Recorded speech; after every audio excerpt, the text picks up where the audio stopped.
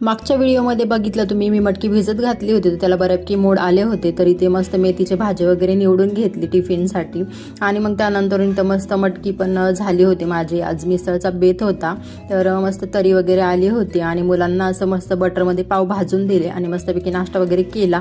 आणि त्यानंतरून आवरलं आणि मग आम्ही गेलो सारसबागेमध्ये. तर सारसबागेमध्ये दरवर्षी डिसेंबर महिन्यामध्ये बालमेळावा भरतो. तर यावर्षी पण होता. 11 तारखेपासून ते 14 तारखेपर्यंत मेळावा होता. तर आम्ही संडेच्या दिवशी गेलो होतो, पण प्रचंड गर्दी होती. तर तिथे पॅरेंट्स साठी पण इथे छान असा गेम होता.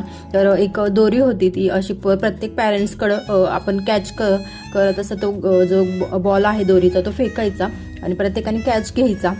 त्यानंतरून आपली माहिती वगैरे सांगायची आणि मुलांचा ब्रेनचा विकास कसा होतो, आपल्या मेंदूच्या ज्या शिरा असतात, तर त्याचाच हा गेम होता आणि छान माहिती वगैरे पण त्यांनी सांगितली. आणि मग त्यानंतरून आम्ही प्रत्येक स्टॉलवरती गेलो.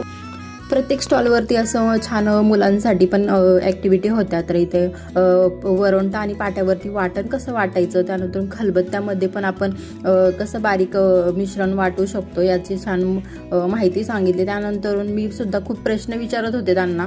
इथं कांदे बटाटे ठेवले होते, त्यांनी डिवायडेड करायचे होते, म्हणजे मुलांचा ब्रेनचा विकास कसा होतो. तर अशी छान ॲक्टिव्हिटी होती. त्यानंतरून मग आम्ही थोडंसं दमलो. मग त्यानंतरून इथं भेळ आणली होती घरून, मग ती भेळ वगैरे खाऊन घेतली. त्यानंतरून हा जादूचा शो होता, तो सुद्धा पाहून घेतला. त्यानंतरून मग आलो घरी. तर असा गेला दिवस.